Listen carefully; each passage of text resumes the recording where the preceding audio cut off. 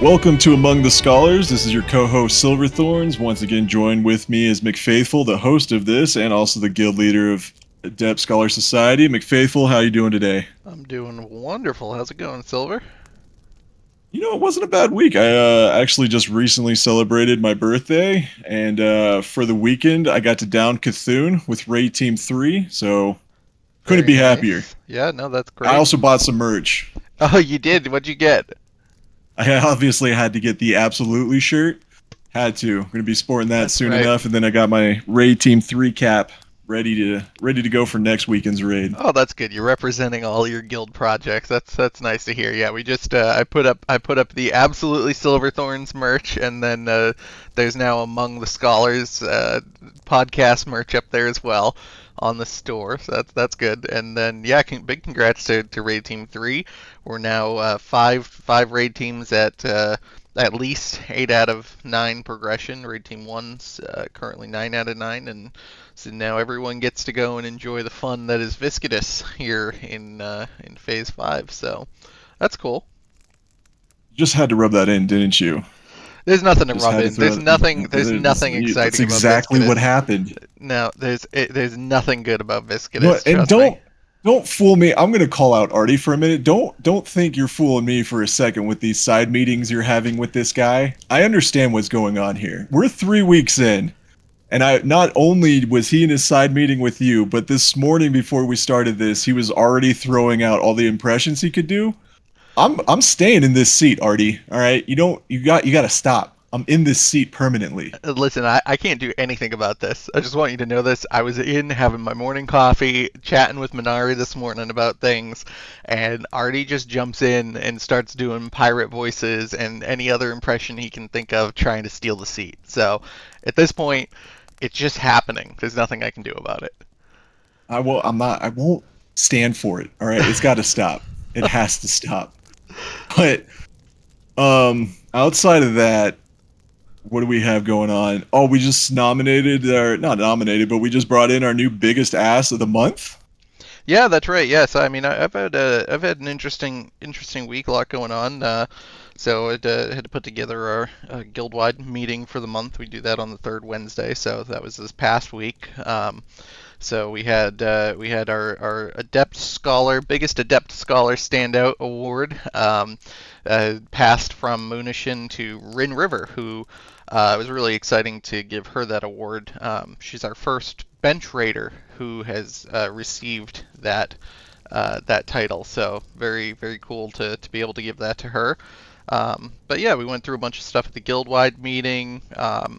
Rating as per usual. Raid Team 1 had a bit of a rougher week, but kind of came back from it strong on our second day. A little rating adversity, I think, helps with complacency and keeps everybody fresh and moving in the right direction eventually, even if it's tough to deal with in the moment. And I know we weren't alone. A couple people. I think it was just an off week in general, but good. We got the celebration, and then I think that keeping morale up requires a little bit of whimsy too. And in walked player development right on time this week, where we needed some whimsy and put on a really cool event, which was the hide and seek event. Oh, I couldn't participate in that. Not I didn't want to, and I know that sounds really bad coming from me, but it's just Raid Team 3 has been the bane of our existence has been Oru for like the last 4 weeks, and I was just high strung and mentally focused on just wanting to see us succeed and get past that. But I'm super happy that the rest of the guild got to go out and participate in this hide and seek event. I heard wonderful things about it. I know you got some information about it and what went down. Yeah, I wasn't able to attend either. I had some prior commitments for this weekend, but yeah, I was talking with a couple people after, who had very high praise for it. It was kind of a cool event. So the way that they did it was Stormwind, everything from the gates to the back, not including the deep run tram and stocks, I think. You had all of that area to go in. Everyone joined a raid group, and all of the hiders, the only thing that they could wear, in fact, what they had to wear was their guild tabard. So everyone had to be wearing their guild tabard. And there were 3 seekers, and it was McMumbo, Samius, and Raphael. and the three of them turned off their entire HUD, all of their nameplates, anything that could like identify a character by more than just the visualization of their player in the open world. And there were some people with some creative hiding spots. I think Frick was found up in a tree in the Mage Quarter. And then Fat Dumps had gone to the Griffin Master and had laid down in a pile of hay and had basically been completely encapsulated by the hay by the Griffin Master.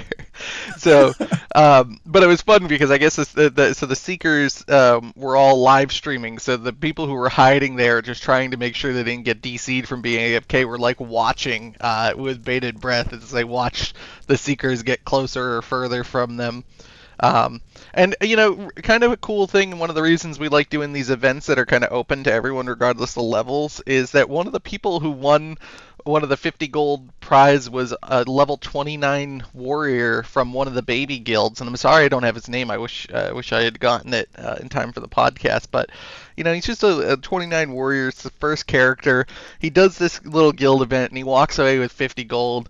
And I mean, I'll tell you what, I know on a first character, that makes all the difference. The idea that you're 11 levels away from 40 and you're halfway to your mount at least, and so it was kind of a cool ending to that. But I think the next event that we're going to be doing, from what I'm hearing from player development, backed by popular demand, is going to be our Naked Gnome race, where everyone has to make a brand new level 1 unclothed, probably give guild tabards away maybe, and do tabards only, but race from the starting zone to an undisclosed until race time point in the world, and have to make it there. So it was a huge hit when we did it back in, I think it was like February, and so it's exciting that hopefully we'll have a good turnout again for that as well.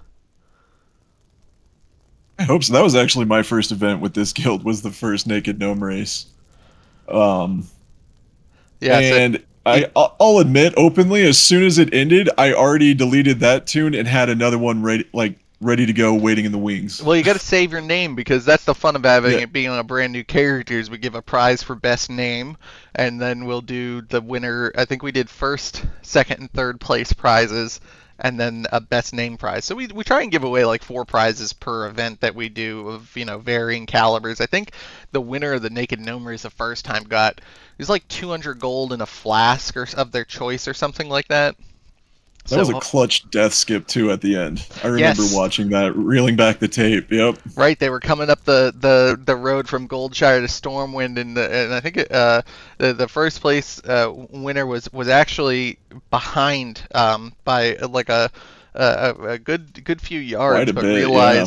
realized that they got himself killed. He could jump skip ahead by using the graveyard that's right outside of the Stormwind gates to get up there, and won it by just a couple of steps over the leader of the pack at that point. So it And was they cool. they added insult to injury, RP walking across the finish line. I remember people going insane about that. Yeah. Well, and listen, at that point, the funny thing is, by the time that they were finishing, there was still maybe an entire third of the racing core that was stuck in the Badlands being mauled by invisible panthers. And that, to me, was the absolute highlight of the entire thing. It is a treacherous race. Like I, Yeah. I was doing pretty decently. I had you following me for a little bit when we got into the Black Rock Mountain. I had you following me until what happened? Oh, I exited the gates into Burning Steps and I pulled a dragon, and Okay. then one of the officers who was just following along pulled it off of me. And so you had to go in and be like, "Don't, you're not allowed to save the gnomes." Oh, that's right. Yeah, yeah, a little interference there. Um, Yeah. but no, it'll be good. I'm excited. We'll get back in there with another good event coming up from player development. So big shout out to McMumbo for McMumbo, who's preceptor of player dev, and Ace and Cherry, who all work to put on that great set of lineups for us. So looking forward to the next one. Keep an eye out on the announcements channel in Discord. We'll get an announcement depending on when it falls from announcement to podcast schedule, and hopefully we can mention it on a future episode when that's coming up. But keep an eye out. Yes, please do. They're fun events, and I wish I got to be a part of the hide and seek thing. I 100% from here on out. Now that Cthulhu's down and RT3 can, take a little breath of relief, I'm start showing back up to these.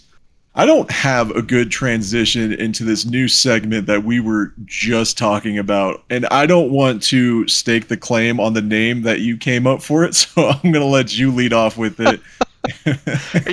Are you talking about the pet peeve segment? Yeah, I'll but I'll we let have a I think Silverthorn's voice is gonna best carry the name of this segment forward. I'll let you do the honors. I promise.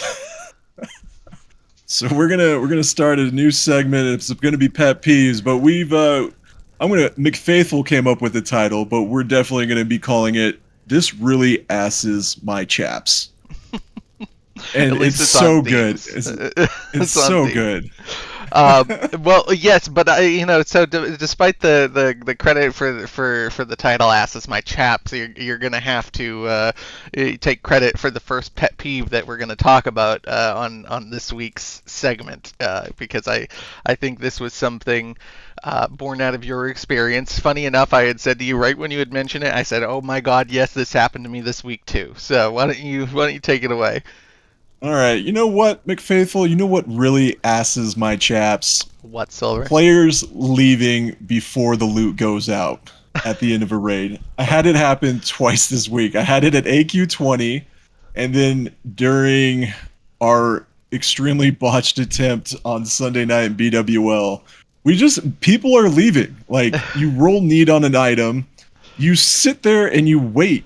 Like, loot council's gonna do their thing, but if you roll need on something, don't just leave. Like, Right, where right. are you going? Yeah, there's so 100%, and the same thing happened in Raid Team One this week too, where we had somebody who rolled on the gear and then logged off because they were tired. And listen, here's the thing: if we're running right up against time, like right, every raid team's a hard stop at midnight. Your obligation to stay ends at 12 p.m. EST, right? Most people stay if it's going a couple minutes over out of an obligation to their team and their friends who are on the team to help and do their part. But your obligation to be there as far as the guild and leadership is concerned ends at midnight. So like if it's bedtime and you got to be up at like 5 a.m., right? Like I'm one of those people that's up early the next morning. Too, I get it. You know, if you got to log, just log. But don't need on gear in RC Loot Council and then log. Just pass on everything and go to bed. It is such a pain to have to put out the gear, realize that somebody flew the coop in the middle of the whole thing, and then to have to get Loot Council back together for this single item to figure out where it's gonna go. Oh, it asses my chaps, McFaithful, It does. for sure. It does, but that'll be a new segment I think we'll try out for a little bit to talk about some pet I peeves. think it's a good one. Good how to stay in good rapport with your leadership in the guild. At least with us, things not to do. Leaving after need rolling in RC Loot Council at the end of a raid is one of those things. I can handle people taking a teleport just because people freak out once like 8 teleports are up from your mages and they're like, oh, I gotta go. But it's hand in hand. Don't leave. Don't move. If you rolled need, just sit there. Loot council will get to you. Yeah, I mean that's it. I mean, I tell my raid team on raid team one, like I will not chase you if you like. It'll go to the disenchant pile if you're not there. So people on my team know better than to take the portal usually, even if they're rolling for gear. But the rule is you will if you rolled on something and you could win something, you're standing directly on top of me because the second I come back into the channel and say that loot's going out and the awards happen, you're doing is sitting there waiting to hit the yes on the trade button when I open trade. It's just help me help you, and like just that's it. Just sit still. Yeah, Sit. there's so many moving pieces, and like the thing is too that adds another layer to it is, you know, for most of the time raid leadership, so there's 37 people who will show up generally right around 8:45 for invites, right? Maybe a little earlier if there's some bonus run happening for a team. If someone's adding in an extra Oni ahead of time, which has been happening the last few weeks. But like most of our rosters show up for like 8:45 invites, or 8:30. Let's call it 8:30. But I don't think what they realize is that raid leadership is often there as early as like 8 or 7:45 and having pre-raid meetings. Some Yes, we teams are. do their loot council meetings directly before raid. Some leadership just kind of get on the same page and do prep ahead of the run. And then very often at the end of a raid, that's hour 4 of them sitting down having to work on stuff. Sometimes there's a debrief that'll happen depending on the night or what's going on, or planning for the second night if it's night 1, planning what's happened on the second night. And so it's so the reason I think this is such a pet peeve that causes frustration from the leadership's perspective is that at the end of that whole 4-hour marathon, when you're on call for everything and trying to steer the ship, you see a light at the end of the tunnel where after maybe a 15-minute meeting with your raid leader and assistant raid leaders, you get to just log off and go to bed. And then this happens, and it's just like one little speed bump that's keeping me from being able to log off for the night, and it's just the most frustrating thing. So it may be small, but that's why it's a pet peeve. That is what asses are chaps for the week. That's right. We'll have to. Well, But I'm sure something will come up in the next 7 days that we'll be able to have plenty for this segment next week too. So yeah, I think this is going to catch traction. I think this will be good. And yep. again, we could definitely shout out to the podcast form. What Yes. asses your chaps guild? Yes, definitely. Yeah, let's get. We can. It doesn't have to just be our pet peeves. We can get everybody else in here too. There you go. I might not read the ones directed at us, but we can get some audience participation for Yeah, pet peeves, and that sounds like a good idea. if I see one from Artie, I swear. Yeah, Artie's pet peeve is listening to Silverthorn every Tuesday on Among the Scholars when he knows he'd That's do a gonna be better that's job. gonna be the top rated one. Yeah, It's I gonna already be. know it. Yep, it's coming in hot. Although, listen, you get some love in the comments. I've seen. Listen, we don't. I saw it. I We don't saw it. we don't have a very long comment section on these videos, but the ones that we do are very pro Silver. So Artie's got an uphill battle. Yeah, much love to everybody tuning in, watching, listening to us go back and forth. It hasn't But been a we, complete failure, right? We're still recording. it This is hasn't. We're episode still 3, here. and we're still going. So I'll take Yeah, it.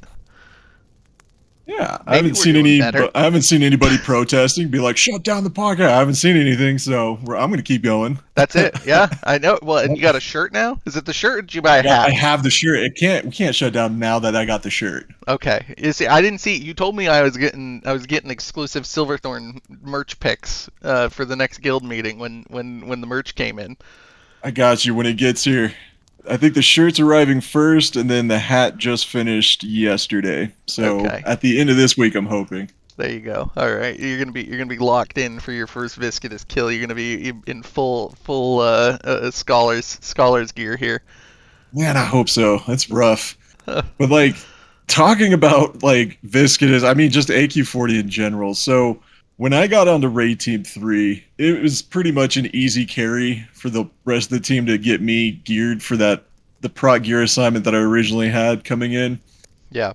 I think we still have the same minimum standards world buffs. I mean the world buffs we added the Dark Moon Fair buff, And but I ZG. think Yeah, both of those were added for AQ. I think we need to clarify like what we're starting to expect from people performance wise when it comes to these raids because MC, BWL, Oni, those are all easy carries for the majority of the guild and the raid teams at this point. But AQ40 has been a struggle for some, Yeah, and definitely. I think we need to clear the air on like what we need to start seeing out of these players coming in because AQ40 is just the start from what I'm hearing. I never played Nax, and I'm hearing that's just as mechanic heavy as AQ40 is. Yeah, and so I think that this will work well from both sides, right? Because there's an element of players here who maybe not putting in the necessary effort to be above the minimum performance standard, and there may be an element of players who doesn't think they are, but actually are. So I think kind of clarifying what we're looking for when we talk about our minimum performance standards, um, and what that actually means for a raid team is probably useful, right? For those two classes of people, whether you are somebody who isn't meeting expectations in performance, or somebody who meets them but are maybe self-conscious, you're new to raiding, you're new to the game in general. So probably, yeah, it's a good thing to talk about. I think one thing I want to preface that kind of conversation though with is this conversation and clarifying these obligations is not a license for anybody in the guild to review for, point out, go and find, harass, chastise, offer corrections to any people who they don't think meet these standards. Because Yeah, please don't do that. one thing that I am very big on is people not overstepping the authority they've been given in this social structure. It is not anybody's job but raid leadership to provide corrective action to any of their raiders. It is not anybody's job to do that, including raid leaders, in a public setting to embarrass or otherwise, put people on blast in those circumstances. This one of the reasons I think we have so little, blow ups and drama is because everybody should know by this point that nobody in this guild is going to tolerate that kind of conduct. So that's my little PSA that this information will not be weaponized by anybody against their fellow raider, lest you want to have some very real consequences for doing so. But Yeah, I agree. Yeah, whoa, whoa. I mean, yeah, I'm glad you glad you continue because I was like, woof, this is I know, I woof. know. Just let that sink in for a second, folks. I know. Yeah. Yeah. No, where do you go from there? No, but so you talk about minimum standards. So I guess, I mean, you're probably thinking in terms of parsing, right? I mean, that's the easiest metric, I'd imagine. Or is there another place you want to start? Um, I think parsing is a good look. I know within Raid Team 3 we've had a neutral discussion about it on how maybe the overall look at your parsing isn't exactly telling the whole story of how your performance actually is. Yeah. So yeah, if you want to carry on with that, because that's just something I've witnessed. It's very, again, like it's very neutral ground. Like nobody's downing anybody. This is more in like reactive talks to just like how can we read Right. logs? How do you inspect them deeper? Right. So I think here's the thing. This guild does not put a particular onus on parsing, right? They're a tool that we use in evaluating raid members and trying to come up with some reasonable benchmarks that we think allow the team to progress under a very reasonable timeline. So we don't set a quantitative minimum, so there's never a parsing number that you're going to be at, and we're going to say, you have not exceeded the minimum, and so you are going to be removed from the team. In the history of this guild, we have never removed somebody from a raid team for performance-related concerns.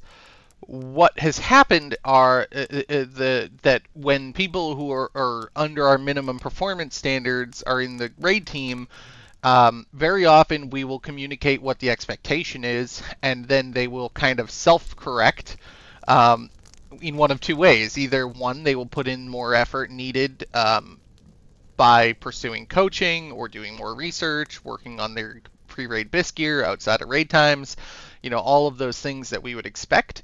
And if they don't do that, then they very often will just say, well, I don't think I have the time or commitment that would be needed to participate in a raid team. And they'll go down to a bench raider status, where maybe the performance standard is slightly lower. And that's fine. That works. But there's kind of a road to get there, right? And so the the way to kind of go about this is to imagine you're a fresh 60, just got your attunements, very little pre-raid BIS gear, and you got a message from Guild Ops and said, "Hey, you match raid team X's schedule. Do you want a spot?" And that person says, "Yes, yes, I do want a spot." Um, that starts the clock on on a couple of things. So number one is your first couple weeks with the team are really assessment periods where raid leadership is watching for your performance and your improvement over that period of time. So we're looking at your parsing night to night to say, okay, this is your benchmark of where you started with very little, and then here's how you're improving, maybe not improving. So we're going to analyze those numbers for the first few weeks. No one wants a single parse to base things off of. It's just not worthwhile. Um, what raid leadership expects is that from the time you're placed on the team, we want to get you in there and get you running with us because there's gear that would very likely just be disenchanted. That could be a major upgrade for you. And so it doesn't make sense for you to not run the raid. But what a lot of people who run into problems, the first kind of snag that people hit is that they think that is license to not need to do the pre-raid BIS farming and to go outside of raids or to participate in 20 mans and get that gear that's miles better than questing greens or whatever kind of hodgepodge that they picked up. Um, so that's kind of mark one that we look at is, are you still putting effort into your pre-raid BIS even after you've been placed on a team? A lot of people need to be mindful of that. Then we go on, and so say after 4 weeks on the team, maybe. So, and these times are not set in stone. It varies. We raid leadership looks, and when they think that they have sufficient data to make kind of a decision, we'll go from there. But let's say you're week 4, you're a player identified as a concern for performance that you're I think parsing gray is very often a really good indication that there's a concern for performance. If you're parsing all gray, or maybe you have one very low green in a sea of gray, like you're gonna have a conversation coming your way. So it's really good idea that you try and address this yourself. I tell people this all the time. If you see grays in your parsing, and go talk to your class coach immediately. Just reach out, find somebody to help you with that. Um, but a lot of times we'll go in and suggest the person go to class coaching, right? So that's kind of the next step is a mandatory referral to class coaching. You don't have an option. If you want to stay on the team, you participate in that class coaching session.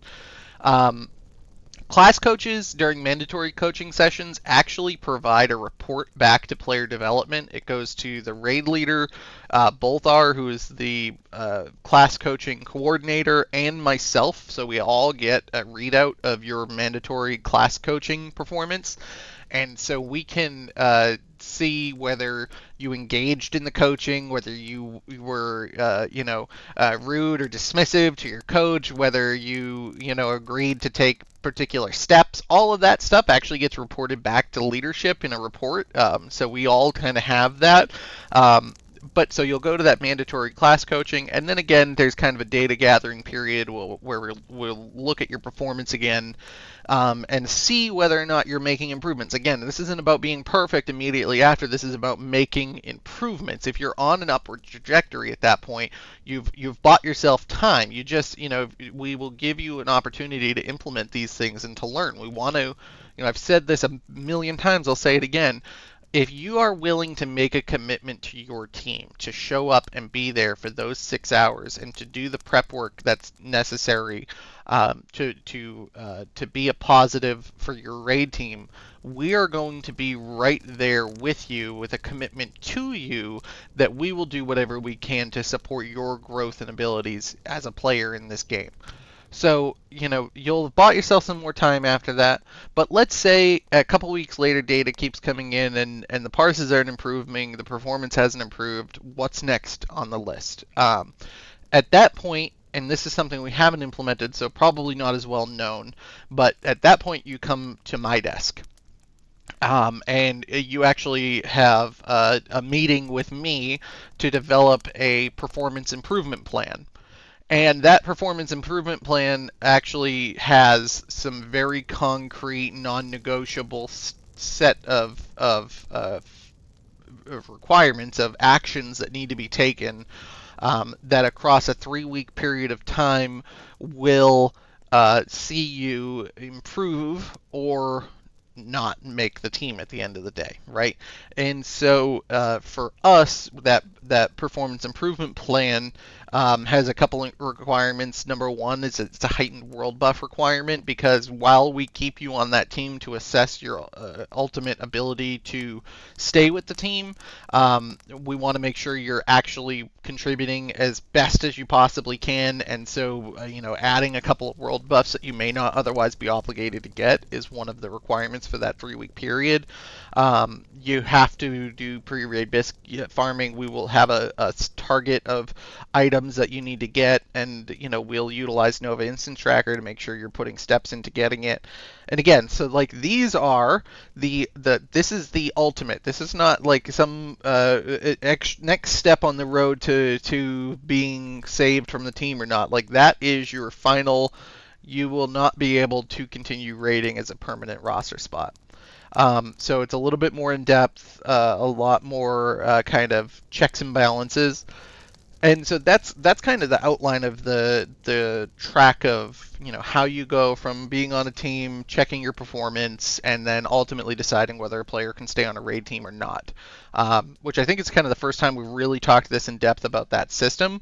And so, obviously, if you end up on a performance improvement plan, it's completely confidential. It's between you, me, and your raid leadership, and then Minari's strategic planning preceptor, so he'd be in on the loop on that as well.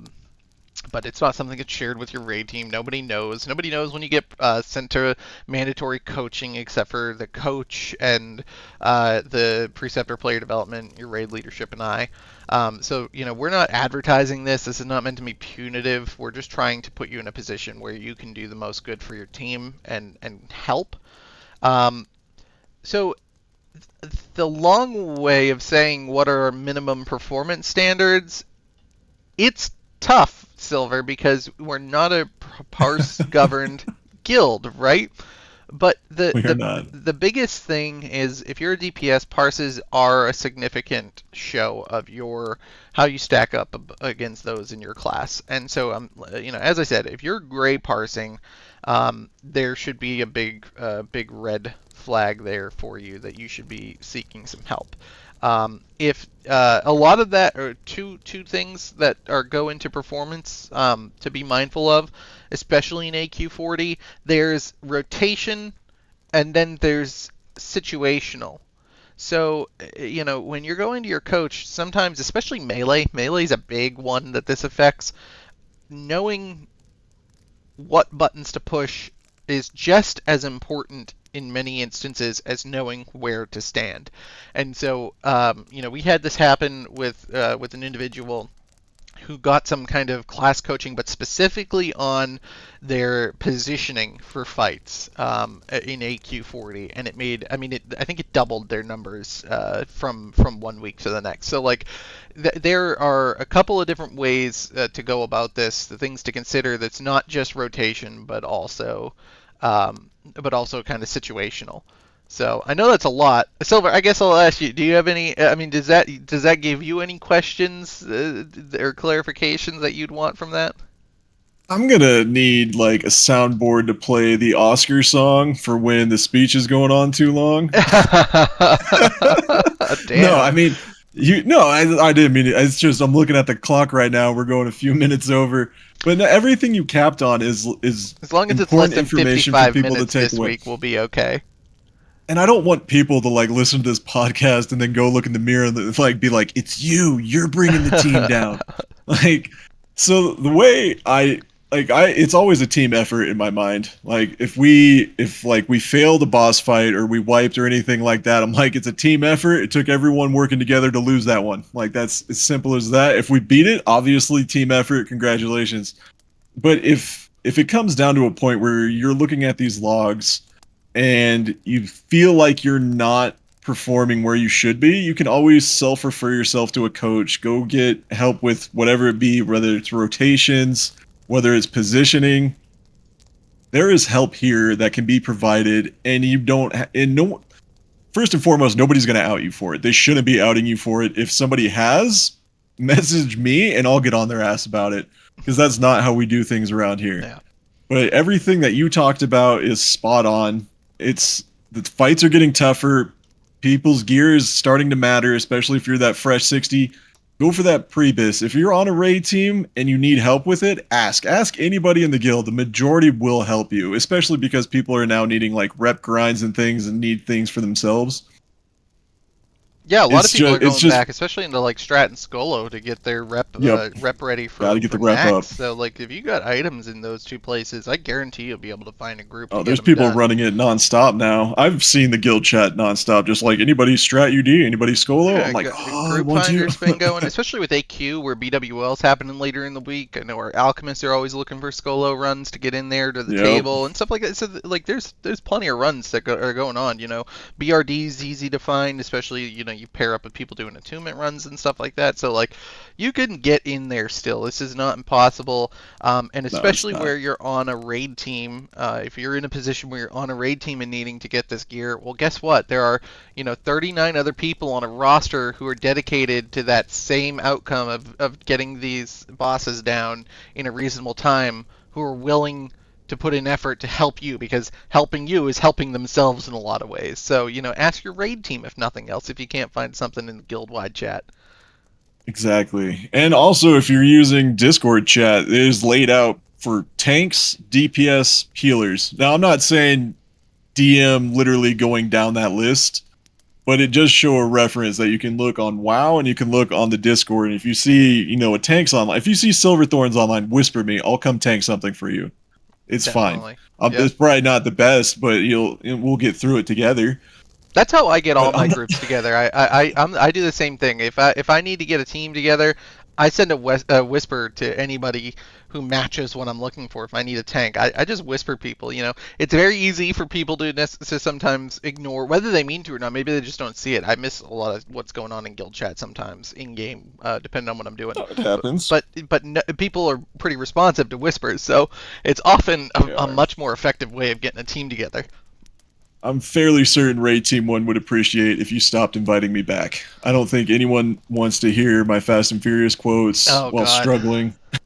Yeah, I didn't read any of them during. I was too focused during Tuesday Yeah. night. But yeah, Lightthorn made an appearance at the Holy Pally in Yeah. RT1, just spitting Fast and Furious quotes Tragic. the whole night. You weren't even in raid chat, were you? Just slash S, No, it was just saying it. just Yeah, saying slash it. S. It was just. Yeah, just walking through AQ with Fast and Furious references. It was. I know others were amused. I was trying to build morale. All right? Yeah, that's it. Yeah, got I us through don't. a rough night. You made it though. So again, congratulations to all the raid teams now and Adept Scholar Society. We've officially downed Cthulhu across the board. I know the next big target is Viscidus. Again, our time is way over the point that we normally shoot for, so I'm just going to leave it at that. I do, however, want to give McFaithful maybe a couple extra minutes, bear with me, on what your perspective is long-term wise, not just for the guild, but also rating. Yeah. Well, I'll tell you what. We've only had 2 episodes out before this, and one of them ran like 38 minutes, and the other one ran 55. So if we split the difference here, I think we're doing perfectly Yeah, we're fine, towing the right? line pretty well. I think there's nothing better than that. So we'll try and leave it a solid 40, 45 maybe this Yeah, we'll do episode. 45. That's Yeah. yeah, Because that's I good. think the last episode I told people, I'm like, we got like 15 minutes, and then they're still sitting there 40 Yeah, minutes later. I Like, remember that. Yeah, I think it was flying. like 27 minutes in a 55-minute episode. He's like, yeah, we got like maybe 10, 15 minutes left in this episode. Let's talk about whatever else it was. Which Alright, which was only better. That the only thing that was better than that in episode 2 was your very random "oh boy" and then dead silence at like the 8-minute mark in episode 2, which you had your wife listen to, didn't you? yeah, she was in tears. She's like, "What even was that?" I'm like, I don't know. It sounded like someone misclicked a soundboard. It was like That's what she said. She's like, "That sounds like something you guys have. Just if there's too long a silence that you just trigger it. It's just oh boy." Oh boy. To me, all that said was Silver didn't pay attention to the last 2 minutes of what McFaithful said, heard nothing, and went, "What do I do? What do I do? Oh boy!" No, I was listening. Like for some reason, I stumbled on a genuine reaction, and that's what came out. Okay, all right. Well, that's an The interesting. rest of that episode internally, I was like, I really just did that like, the whole That time. was one of those moments where we had to make the decision: do we scrap this and start over, or do we just roll with just, it? This is just all live to tape, folks. There's no post live. production on the We're back doing end it of this. live. Yeah, we're doing it live. All right. Well, yeah. But keeping that in mind, we don't necessarily have to skip past the raid portion because we're on Viscidus now. So maybe so. I know you were talking to me before we started the show about that. So maybe we keep that in, and then we can talk about kind of the vision moving forward. Yeah, I mean, I think from your perspective, you probably have a bit more experience. Ray Team 3 saw it for the first time last night, and we get the general idea. Sappers are important. Please have sappers. And if you want to be an engineer, the guild can hook you up being an engineer because we need them. Yeah, I'll take But any I think from opportunity to your, plug that. All you have to do is DM Minari. He will send you an engineering kit and a guide to get you from 0 to 205 on the guild's time. We will pay for it. It is free. All you have to do is say you want it. yes, please do. We need more. But I'm thankful that I've gotten to roll with RT1, even if they don't want me back because nobody wants to list me, quote, Toretto the entire night. But I've gotten to see that was the first time I got to see Cthulhu go down, and it was with you guys the first time I got to see Viscidus go down. Yeah, So you have all the experience. You've seen it go down. What was the most prevalent thing required for the Ray team as a whole going into that fight? that fight is all about preparation. When you show up to the raid, if you're not ready to kill it, you're not going to kill it. Before you even walk into the instance, right? Like, there's just nothing you can do once you're inside of AQ to make a better Viscidus attempt.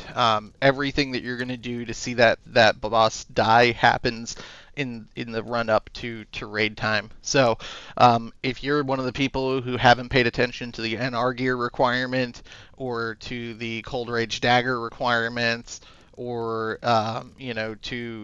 hasn't put any effort into maybe like farming the anti venom sacks or stuff like that. Um, it's just not going to happen. You're not going to be able to do it there. That is one fight that it takes 40 people prepared and ready to go. So 100% when it comes to Viscidus, it's nothing that you do in there. I mean, you have to still actually perform when you're in the boss fight, but the biggest difference, 95% of the work is happening before you ever walk in the dungeon. Agreed. No, that's why I couldn't attend hide and seek. It was just I was over prepared on consumes You were and just meditating on the ooze I of was prepared. Viscidus. I was prepared for a rough night, but mentally focused on it not being so. And I think we did pretty well. I mean, shout out to the Holy Paladin. I'm not going to name names, but the Holy Paladin that ran across the door. I thought it was funny. Everybody was like, "That's exactly what you don't do." I'm like, "There you go, lesson learned." Yeah, there you go. Yeah, yeah. Well, There you listen, I think go. everyone's first Viscidus attempt has been kind of a giant failure, and I think it's huge for the same reason. Like, you have to see it to believe it in some ways. Like, you have me sitting here on podcasts and announcements and guild meetings and and AQ guides and all the rest saying nonstop, you have to have X, Y, and Z. But, if you're one of those people who don't get X, Y, or Z, you walk in and everybody gets absolutely stomped by this fight. Yep. And, well, you learn pretty quickly. I wasn't kidding. These are the minimum Yeah. requirements. It's a tough fight. I think I don't think both our listens to this. I'm gonna say it. He might. I don't know. Last night when we were doing it, because I had my cold rage dagger, and my mace out, and then we froze him. He shattered, and then I swapped on accident to my regular DPS weapons, and then I'm like, I can't swap back. uh, that's why I'm like, it's a team effort. We lost that all together. It wasn't just me. But those are little things, right, that you work out Yeah. as you're going through it. So it's fine. Everyone will get there. I'll tell you what, from my perspective, in terms of where we'd want to see our raid teams at this point the in the phase, everyone's there now. We've got five teams minimum, 8 out of 9, and Dang everybody right. is in position to get Viscidus, which is what the ultimate goal is to have five 9 out of 9 teams. And there's no team that I think right now is looking at Viscidus and saying this is insurmountable. We need people who to stay on their game, to keep showing up prepared and ready to go. But as far as I'm concerned, this wonderful and unruly and crazy experiment of Adept Scholar Society in raiding on such a large scale has been a tremendous success. And so, I mean, from me looking out very wide lens at all of the things happening across five raid teams, I think generally speaking, with very few, individual exceptions, we're right where we need to be, where we should be, and that's why I'm really hopeful for when Nax comes out and getting everybody kind of set to hit the ground running on probably one of my favorite raids that I've ever done. Nax is one of your favorite raids you've ever done. I love Nax. The four quarters and a lot of the boss Oh, fights, and we talked about Karazhan last week and kind of the intricacy in raiding and the things that they did yeah. to make it special, and like you start seeing a lot of that in Nax, and there's it's more of a dance than just a hold the boss in one spot and let me hit him kind of the kind of fights. So Yeah. it's cool. Yeah. Except for Everything's been new to patchwork. me up to this point, so apologies ahead to RT3 on my own personal struggles, but everything's brand new to me up to this point You and got you got continuing hits and forward. both are on that team though, so you got some good folks to be guiding you through your first run up on all of this as a OT. So Yeah, you're in a good Bolthar was spot. having a lapse of main tank syndrome last night. He was the one going in first to absorb Cthulhu's eye beam, and he Yeah. died 2 times in a row. And Oh, he's no like, kidding. he whispered me on the side. He's like, "You do this." I'm like, "Okay." Yeah, that It's particular uh, uh, uh, honor, we'll call it, is Dinsdale's in RT1, and he's going to be out this week. So come tomorrow, we're gonna have to reassign that duty to a new sacrificial lamb. get your nature protection pots up. You're fine. Yeah, that's right. That's right. But we go back. I know you had asked about kind of where we're headed long Long term, term, right? yeah, Yeah. yeah, And we talked a lot about raids, so maybe let's talk about the guild for a minute in terms of kind of long term vision. absolutely. I actually, Ah. oh, there it is. Come on, we're almost done. We're almost done, Silver. Just one though. I think just one. I I can was the afford only one one. I caught. Yeah, but all right. Uh, Yeah. Damn. all right, guild All long right, term Guild guild Vision. perspective. Yeah. No, this it deserved a moment of silence. It deserved. You should Yeah, hang your head, and then we'll carry on. But that's a yeah, shot for everybody. that's right. That's right. That's a silver. Yeah, it's on you, right? When the for the guild meetup, I Yeah, think all of these absolutely shots are gonna come. they're gonna be on me. You're building up a Yeah, tab right now. I think it's a, that's two total for episode 2 and 3. Two halves on Moonishins episode don't 2. count though. I'm putting that out now. Moonishins from his interview, those Yeah, don't count. yeah, no, no kidding. And we didn't actually tell him about that. I don't think he had listened to episode 1 at that point, but Moonishin was the absolutely king of episode 2, man. He He every dethroned me in a hurry. no kidding. But yeah, so Guild Vision. Let's talk about long term what The what guild we've got vision. going on. So I did something absolutely ridiculous, unnecessary, but I thought it was kind of fun. I went back and I was listening to some of the old guild meetings from February and March, and so our first couple of meetings, and kind of going Long before my through, time. yeah, but kind of going back and getting a feel for where we were in like month 3, right, and what Yeah. things kind of felt like, and it was really cool. I will say I recognize it's excessive, and so not everyone needs to do it. But if you got a couple, an hour that you want to just sit back and listen to something that's not this podcast, it's a good listen. But But definitely still listen to this podcast. always listen to the podcast first. If you have only enough time for one thing, it should be the podcast. But I was listening to the intro in the February meeting and kind of talking about what this guild meant to me and what it was going forward. And one of the things I haven't talked about a lot, it's come up, but probably worth talking about here, memorializing it a little bit in the podcast is, this is my last playthrough of the game. When this guild ends, my time on World of Warcraft will also end. And I've been playing the game for 20 years. This has been basically my primary video game, with few exceptions where I slipped into a little Call of Duty, for 20 years. So it's a big deal to me that this is going to be the last guild I ever run, that this will be the last playthrough I ever do. Um, but it also means that this community probably has the most investment in terms of my willpower and drive to see it succeed than any other prior organization, guild, raid team that I had been involved with. So to that end, talk about kind of Guild Vision moving forward. Its growth and also a lot of the same. I want to keep growing the community. To me, it's really important the idea that we have created this incredible group of people who all have a shared vision, shared value. Put the people who are playing beside them before the outcome.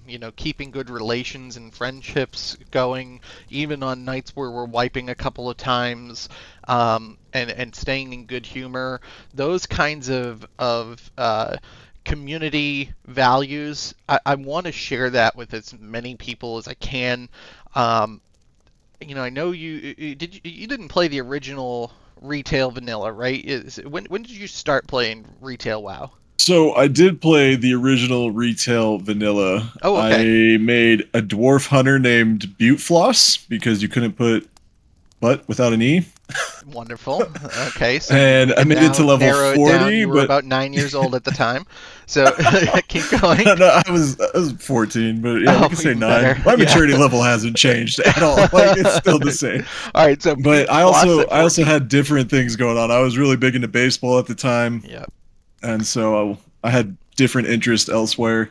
Right. The previous patch came out, and I didn't get too far into that because without people, like this game sucks solo. Yeah, Like I it's think that's true. any MMO really, but I think like WoW it's less of that now in retail, right? So like the current iteration of World of Warcraft in retail, it's not as much governed by the people you play with, right? You could basically have no communication with any players. It's basically a playthrough adventure, but you could have zero communication with people. And still succeed in the game and be like one of the better players. In this iteration of WoW, it is entirely dictated by the people you're playing with. And so, having that experience in the original vanilla retail Silver, I mean, you'd probably agree, this guild that we've created in 2025, more than anything else that I've experienced, probably matches that community feeling of those original 2004, 2005, 2006 era guilds, where it wasn't make it or break it just in the raid, that there was a community and friendship and camaraderie that existed outside of that team. no, I agree. Again, like if it wasn't for, I'm not. Again, I keep sounding like I'm putting Adept Scholar Society on a pedestal and glazing them, but without this community, I don't think I'd still be here. Like I came on with two of my friends; they've been shoddy as of late coming on, but like without this guild, without everybody who I've played with, without the raid team, like this game would be a struggle for me to continue playing if I was just going at it alone. Yeah, I think I'm in the same boat. But so you Yep. mentioned, so Guild Vision. We're talking about what things look like going forward. Like its growth, trying to share that with as many people as we can. The only thing Yep. that's going to limit the people we're trying to share it with is the extent to which we would have to sacrifice our core values as a community in order to increase the people that we're bringing in. We will never do that. So when people join and have like partial raid teams that they want to start, bring over here and do kind of mergers and stuff like that, but they want to stay in charge and kind of be this autonomous little unit inside of the guild, but reach into our bench in our raid. No, if you're How coming about here, no? yeah, exactly. I'm not going to do anything that's ever going to sacrifice the core of this community because this is what makes it so enjoyable for me to keep leading. There are days where I have a mental block sometimes where leading this seems like it's not worthwhile, like it's too much. Like I want to divest or give up, or when something big happens. But the next day, I always end up logging in and finding something, having some conversation, hearing some message of gratitude and thanks from somebody that reminds me that this is just the natural progression of a really wonderful thing. So I guess I'll end it off with a thank you to everybody who's been a part of that. But just to reaffirm for everybody that this is my last playthrough, so you've got me until it's over. Whether that's over because the whole thing just blows up one day for no particular reason or for a very particular reason, or until Blizzard says, hey, the server's not going to go on to Cataclysm. I won't play Miss Pandaria. You got me up through Cataclysm. That's the end of it. That's my hard stop. It's the end of Cataclysm. But the But but the pandas. I mean, nope, it's not for me. But if Dreamsight goes all the way up and including Cataclysm, you got me till the end of it, folks. So it's been that much of a pleasure to run this with all of you, to have these kinds of cool projects like this podcast to be working on, but to be the person at the head of the column with all of these wonderful people marching in the same direction. It's really rewarding. So I think Guild Vision, just to kind of to throw this back out there and remind people of what we're working for. If you're on bench for 3 weeks waiting for a permanent raid spot, you're doing it because for the next 3 years you're going to have a raid team if you want it.